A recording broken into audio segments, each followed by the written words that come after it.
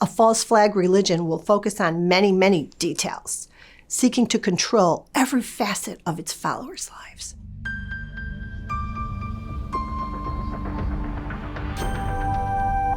The term false flag originated in the 16th century. It was an expression meaning an intentional misrepresentation of someone's allegiance. It was famously used to describe a ruse or a dirty trick used in naval warfare, where a ship put up the flag of another country to hide their true identity and throw off their enemies. Red card, as we say in soccer. Now, where do we find false flag religious expressions, and how might we know them? I think we can find them everywhere people practice religion, if we're being honest. One older woman told me that when she was in grammar school in Ireland, a teacher used to punish them by striking their hands with a ruler. While she did this, she would say, "God is love."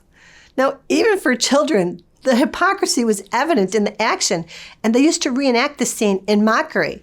How could they not? Now, clearly, if God is love, he isn't hitting small children's little hands with rulers. Or as this woman said, that definitely wasn't the love part. So other examples are groups that disconnect themselves from a wider religion, claiming to have a better expression of that religion or to know more. This prompts people to feel very superior to others, but it can also set down impossible standards that nobody's actually able to meet or is meeting. In order to remain in good standing with the group, people have to establish a false self. Thus, we see the birth of hypocrisy and psychological splits coming from fear of being found out as flawed.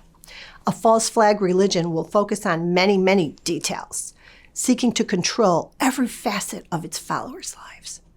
The emphasis can be on the minutiae. The overarching goal of encountering God can become lost in translation. Thus, we have a false flag religion that claims to represent Christ, but actually has the characteristics of a cult. Now, what are the symptoms of a cult? Well, cults tend to have one or two charismatic leaders whom the followers idolize and deify.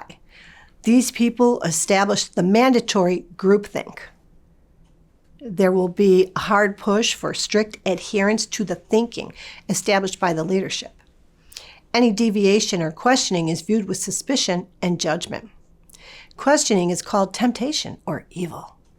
The word evil is thrown around a lot in a cult or rigid religious expression, but it is never used to describe the cult itself or its leaders and their actions of coercion. The word evil is used to establish the common enemy, who are labeled with the negative tag. Cult-like religious expressions or false flag religions will have their own version of excluding those who dare to challenge them. We can call this shunning in one religion. We can label them subversive persons in another. Whatever it is called, false flag expressions of religion find a way to keep people in line and control their thinking, with no distinctions or understandings of the circumstances of the people who are the targets of harsh consequences. The goal is always to protect the structure and not the individuals it serves or purports to serve. People in every religion can lapse into these expressions, which is why we must be vigilant to know our place before God as his servants and make sure we are directly connected to God, ourselves personally, regardless of what religion we practice. Let's ask ourselves this question.